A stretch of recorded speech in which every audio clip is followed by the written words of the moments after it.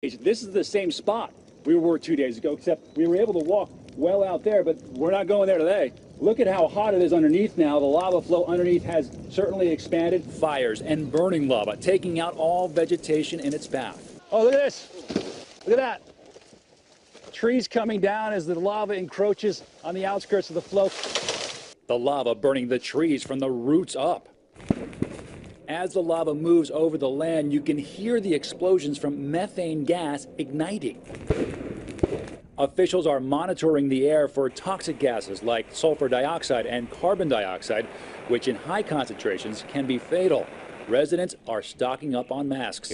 And tonight, that 2,000-degree lava engulfing power lines now. The National Guard tonight being called up, and growing concern over the air quality for people who live on parts of the Big Island. And this evening, listen to this. Those tiny pops there, explosions from the gas, from the lava. ABC senior meteorologist Rob Marciano there again tonight. Slow torture. That's what residents are calling the engulfing flow of lava. It's reshaping this island yard by yard as it makes its relentless march towards the town of Pahoa. Watch as the lava surrounds this telephone pole in a time-lapse video. Fingers of lava, just 100 feet from the nearest house. Only one structure burned so far. Once it crosses the road, it will cut this town in half. The National Guard called up to help manage the slow-moving disaster. The lava is still flowing further back, expanding certain portions of the stream from 20 feet across to over 100. Nobody's quite sure what will happen next. The stream could continue to move forward, or offshoots could form in other directions. One thing is for sure, the lava isn't going away, and much like forecasting a hurricane, it's not an exact science, and deviation in the Big Island's topography could steer the lava a little bit right or left. And it's not just lava causing problems for the people of Pahoa. Fears of looting have caused local civil defense officials to call up more than 80 National Guard troops. The National Guard has been called into the remote Hawaiian town, threatened to be cut off by the slowly moving lava flow. Residents cheered as 83 troops arrived Thursday in Pahoa, that's on the Big Island, to help. The river of lava at a temperature of roughly 2,000 degrees, creeping along from the Kilauea Volcano for weeks already, destroying one home, many more in its path. Residents at risk have been told to prepare to evacuate.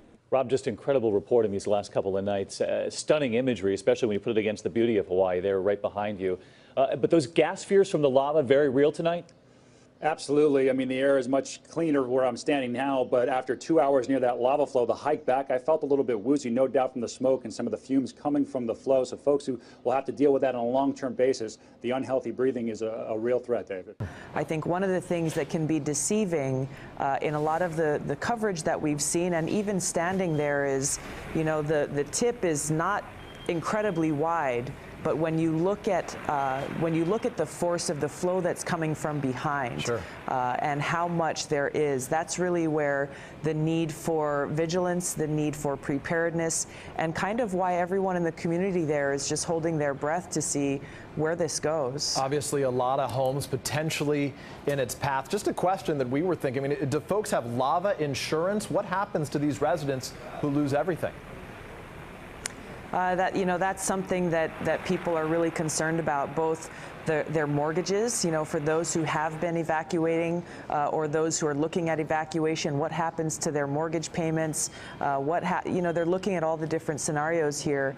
In the past, that when we've seen the lava come through and devastate a lot of these homes, the insurance companies have stepped up and covered them as they would cover fire. Good. But this is a very nuanced situation where, this is not something that happens all the time. So we hope that these insurance companies and the mortgage companies will step up to the plate and understand and support these residents as they go through this very serious and unknown outcome situation. And Congresswoman, about 1,000 residents there specifically. Infrastructurally, what's really at risk here? Beyond the homes, obviously, what else is at stake in that community that folks there are particularly concerned about?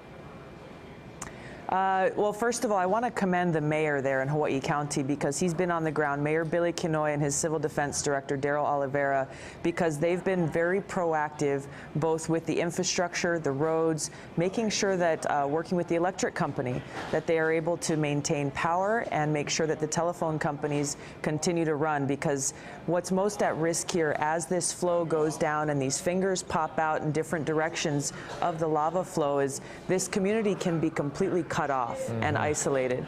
We're working on a second access road with the National Park Service that goes through Volcano National Park. But what we're talking about here is once this goes down and it's imminent, it's not a matter of if but when, this community will be cut off, and a 45-minute commute into Hilo, into town, will turn into over 2 hours drive one way to get to a gas station, to get to a place where you can actually buy groceries. So this is something that's really going to change people's lives and separate a community that's a very tight, beautiful little town. Right now, officials say the lava flow is about chest high. Lava is also extremely hot and will melt or burn anything in its path. It can get as hot as 2,000 degrees Fahrenheit. To contrast, the melting point of aluminum is just over 1,200 degrees, copper 1,900, silver 1,700 degrees, and stainless steel just over 2,500 degrees. Lava also emits toxic levels of sulfur dioxide.